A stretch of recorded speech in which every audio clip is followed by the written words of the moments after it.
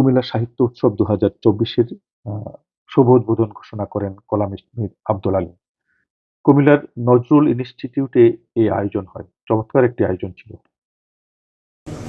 কার্যক্রমগুলো এরকমই হয়ে থাকে যে আজকে কুমিল্লাতে একটা আয়োজন হয়েছে, যে আমাদের এখানে সুযোগ্য সভাপতি উনি খুবই সুন্দর চমৎকার একটা অনুষ্ঠান, সভাপতি সাধারণ সম্পাদক সহ যারা আছেন কুমিল্লায়, অত্যন্ত সুন্দর একটা অনুষ্ঠান আমাদের উপহার দিয়েছেন।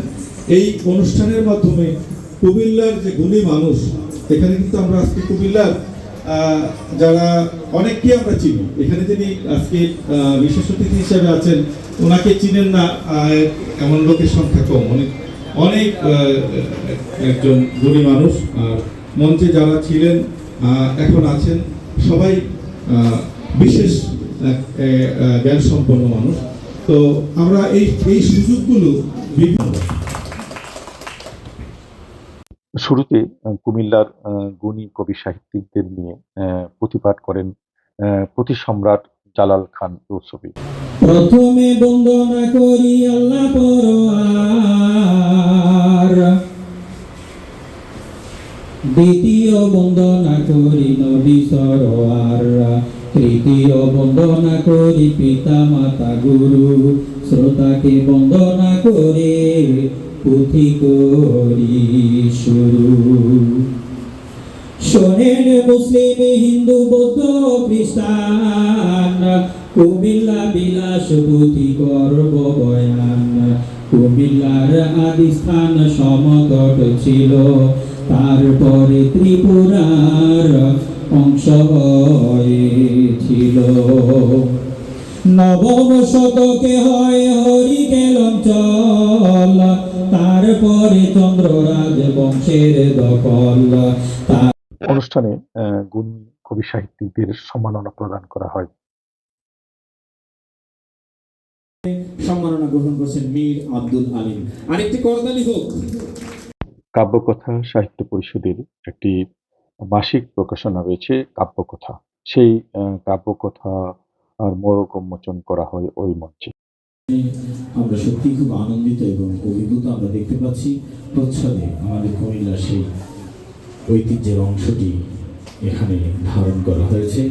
কাব্যকথা পরিষদে যারা উপস্থিত আছেন সকলকে অভিনন্দন জানাই। এরপর যারা এই অংশে গ্রহণ করতে পারেননি আমি তাদেরকে মঞ্চে আসার জন্য অনুরোধ করছি, আর যারা আমরা ছবি তুলেছি তাদেরকে বিনয়ের সাথে স্ব স্থান গ্রহণ করার জন্য বিনীত অনুরোধ জানাচ্ছি। এবার মঞ্চে আসবেন।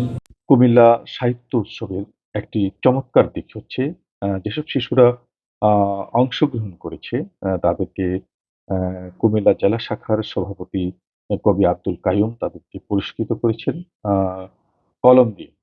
খুবই চমৎকার দিক ছিল এটি। কুমিল্লার একজন গুণী শিল্পীকে উত্তরীয় করিয়ে দিচ্ছেন অনুষ্ঠানের উদ্বোধক মীর আব্দুল আলীম।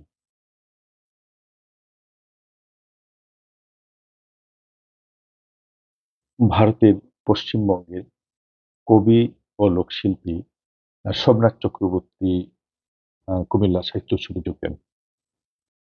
বিশেষ অতিথি ভিক্টোরিয়া কলেজের অধ্যক্ষ শান্তিরঞ্জন ভৌমিককে সম্মাননা তুলে দিচ্ছেন অনুষ্ঠানের উদ্বোধক মীর আব্দুল আলীম এবং অনুষ্ঠান সভাপতি কবি Abdul Qayyum.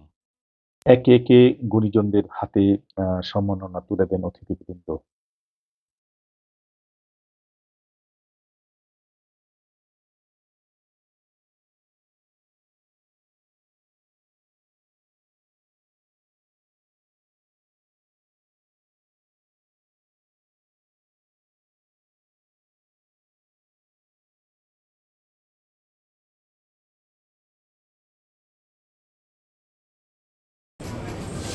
Columnist forum of বাংলাদেশের সাধারণ সম্পাদক, কাব্যকথা সাহিত্য পরিষদের সাবেক সভাপতি, বর্তমান উপদেষ্টা, বিশিষ্ট সমাজ বিজ্ঞানী কলামিস্ট মীর আব্দুল আলীম।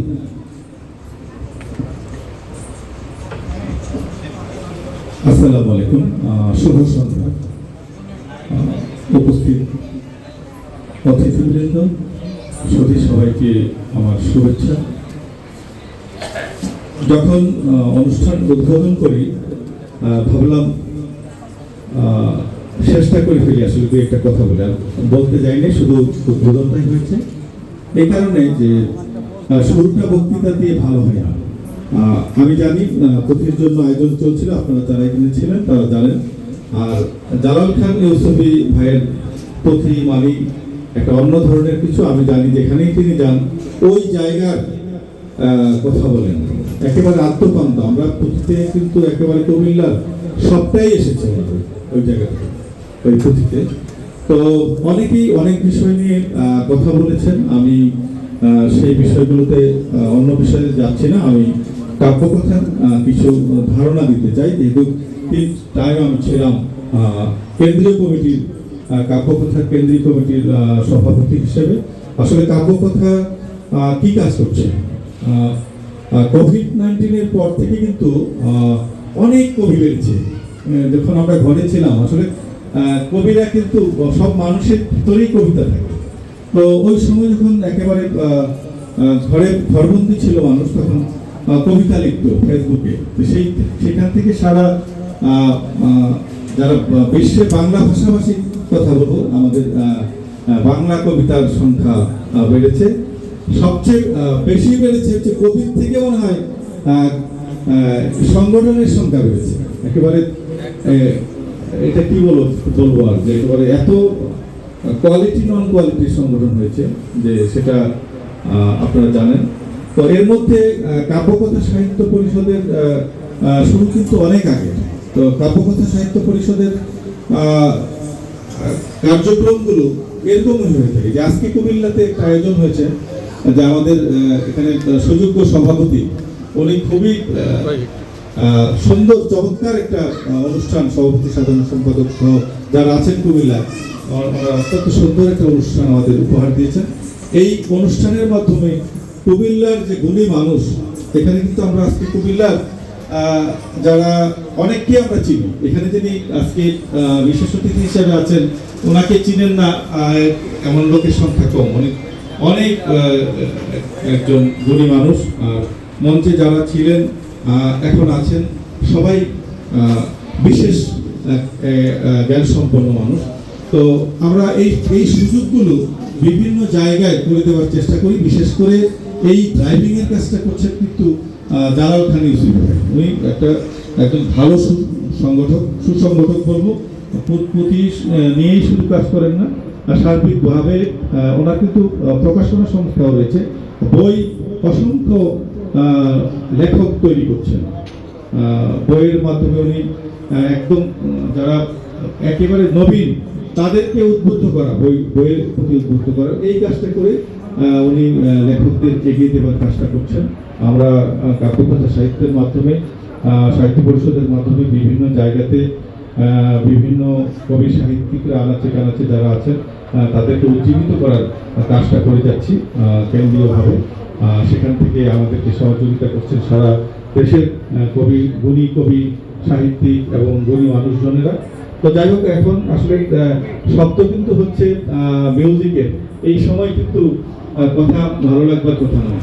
তো আমি অনেকটা সময় নিয়ে ফেলেছি, আর আমি একটু ক্ষমা চেয়ে নিচ্ছি। আমার একটু পারিবারিক একটা অনুষ্ঠান রয়েছে, আমাকে ঢাকায় ফিরে যেতে হচ্ছে, আমাকে ক্ষমা করবেন। সবাই ভালো থাকবেন, সবাই সুস্থ থাকবেন, সবার জন্য শুভকামনা। কুমিল্লার সাহিত্য উৎসব 2024 অনুষ্ঠিত হয়েছিল কুমিল্লার নজরুল ইনস্টিটিউটে। ধর্মসাগর নামে এক জায়গাতে এই প্রতিষ্ঠানটি অত্যন্ত চমৎকার একটি জায়গা। ঝিরিঝিরি বাতাস, মুগ্ধ ছিলাম সবাই আমরা। অতিথিবৃন্দ অনুষ্ঠানের আগে আমরা সেখানে সেই ধর্মসাগরের পাড়ে, নজরুল ইনস্টিটিউটের ধর্মসাগরের পাড়ে একটু বসে আড্ডা জমিয়েছিলাম। খুব ভালো লাগবার মতো জায়গা। এর আগে আমরা গিয়েছিলাম কাইয়ুম ভাইয়ের বাড়িতে।